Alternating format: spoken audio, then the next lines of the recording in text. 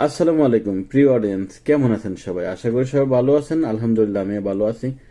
প্রিয় অডিয়েন্স, আমার একটা হিসেব মিলেই না। দেখি আপনারা হিসেবটা মিলাতে পারেন কিনা। বর্তমানে যারা ইলেকশন করবে, আমি শুনতেছি তারা এক একজন কয়েক কোটি টাকা পর্যন্ত খরচ করবে। এখন আমি হিসেব করে দেখলাম যে যে একজন এমপি হওয়ার পরবর্তীতে সংসদ সদস্য, ম্যাক্সিমাম আমি হিসেব করলাম যে সে তার বেতন ভাতা সবকিছু মিলাইয়া 1 থেকে 1.5 লাখ টাকা পাইবে। তো আমরা সে জায়গায় 1.5 লাখ টাকা হিসেব করলেও 5 বছরে 90 লাখ টাকার মতো হয়।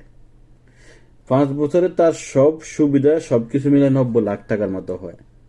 ধরলাম 1 কোটি টাকা।